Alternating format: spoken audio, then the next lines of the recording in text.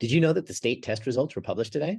After a 2-year break because of COVID, the California Department of Education today released test scores for the spring 2022. Before the pandemic, statewide test scores were moving up a little bit every year.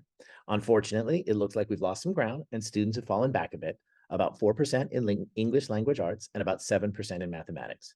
Those are overall numbers, and it's going to be different for each grade level and different for different groups of students. But overall, a little loss in English language arts and a bigger loss in math. That shouldn't really surprise anyone, given how hard COVID was on our students and our teachers and schools, but still, it's disappointing and hard to hear.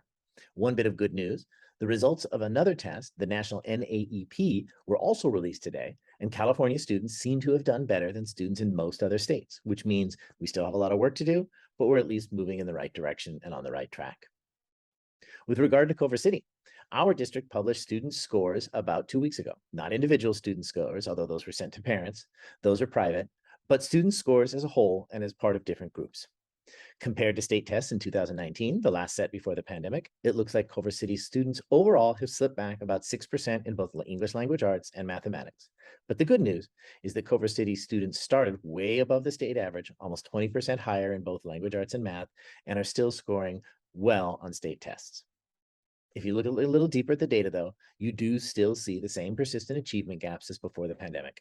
If you cut the data by family income or parents' education level, kids from poor households or households with lower education levels overall, in general, there may be individual exceptions, but generally still aren't doing as well as students from wealthier households or households with higher education levels.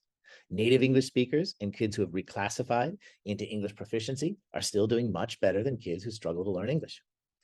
White and Asian American students are still generally doing better on the state test than African American and Latino students. And students with disabilities still struggle, while their non-disabled peers tend to do better. This is why we still talk about equity and inclusion. Everyone struggled during the pandemic, but our schools weren't doing as well by some students as others even before the pandemic. And then they were even more deeply impacted during the pandemic. And now they're struggling even more. It's worth mentioning that in most cases, our students who struggle are doing better on a state test here in Culver City than similar students are doing in other districts. So again, we're doing some things right. It's just not enough yet. We need to support all students as they recover from 2 years of disrupted learning, and we need to really support those students and groups of students who we've historically failed to provide the same level of education and the same outcomes as other students and groups of students. State testing is only one measure of student success, and students need to be looked at as complex individuals with strengths and weaknesses, but we can use this data to help guide our plans as adults in school.